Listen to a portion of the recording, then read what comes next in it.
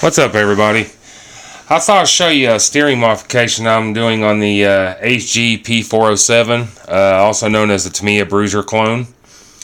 And the reason I'm doing this modification is because from the factory or from the kit, the steering servo is way back here, and it's got a steering rod that comes all the way up here to a belt crank system, and then from the belt crank over to this steering arm right here. And that just causes a lot of wobble. It's got a lot of play in it and everything like that. It's just I just don't like that steering system. So what I'm going to be doing is I'm going to be doing a simple modification, and I do mean really simple. All you've got to do is I'm going to be switching the steering knuckles. The one on the passenger side goes on the driver's side. The one on the driver's side goes on the passenger side. It's as easy as that. There's really nothing else to it. If you notice, I've already got my steering servo attached up here to this metal plate. There's videos all over the internet and everything on how to explain how to put your steering servo up here, so I'm not just going to bore you with the details on that. If you notice, I've already got 12mm hex conversion on the front. I have not done the rear yet. I will be getting around to that, but I've got a lot of upgrades. If you notice, there's the hex conversion for the rear end. I've got aluminum bumpers, aluminum axle mounts, new rims and tires and such, so I've got a little ways to go. And one thing you want to do is when you do this conversion is this shock mount right here. Originally it's up here in these two holes. Well, what you want to do is move it back here to these two, and what that's going to do is you're going to be using the rearmost shock mount instead of the front ones, because when you move it to the other side, this steering arm is going to hit the shock.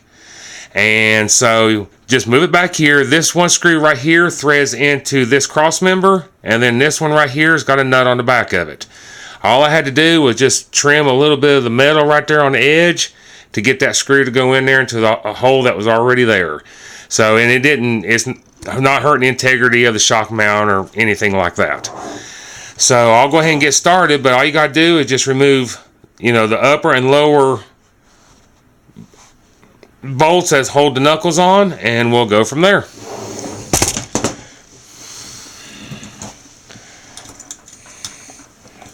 All you gotta do is just take off these,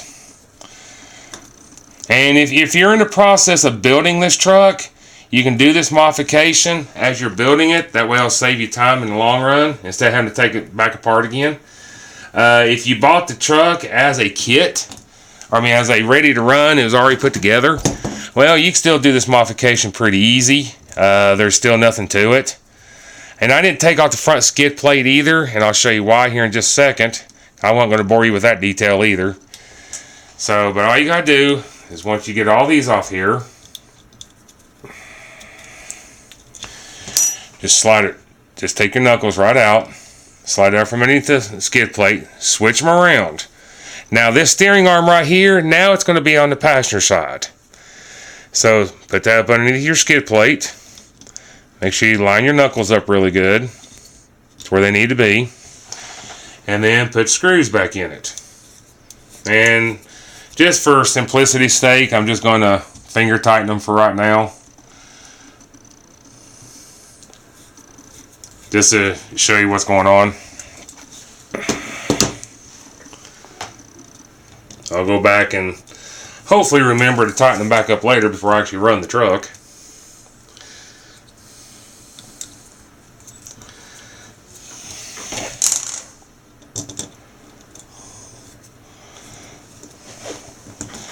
Okay, as you can see, that's all I did. Is I just switched the steering knuckles. Now over here is your steering arm. Now what I was trying to duplicate is what you call a cross steering system on a real truck, where your steering box is over here, it comes over here to this steering arm, and then your tie rod connects the two knuckles together. That's what I was kind of wanting to duplicate. And as you can tell, it's going to be more of a direct shot from the steering servo over there to that steering arm. So hopefully, it'll all work out. Now one thing that's really cool about it is the steering arm that goes from the belt crank to the old location. You can keep it the same length. All you got to do is turn both rod ends 90 degrees to each other. That's all you have to do. And then snap it onto your servo.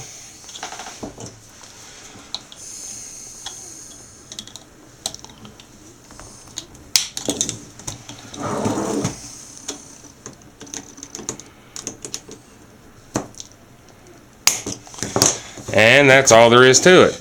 Now if you notice, you've got it going from here to here and then all the way across. Now you don't have to worry about nothing hitting because it all moves with the suspension, and the front skid plate is protecting that front steering arm.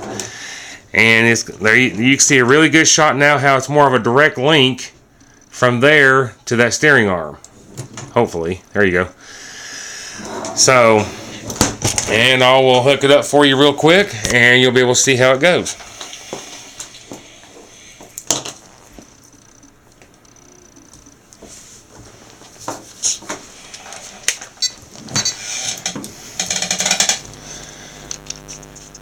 And as you can tell, I get full throw out of it, and it comes all the way from stop to stop.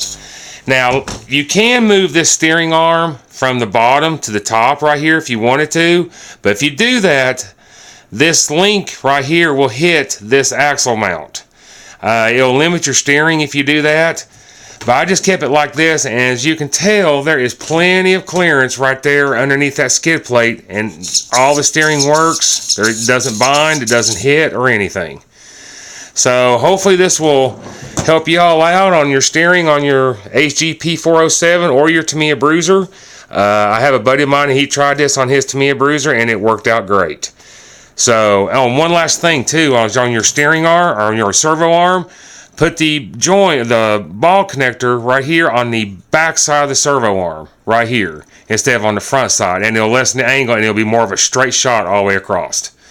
So I hope this helps you all out, and y'all have a good day. Bye.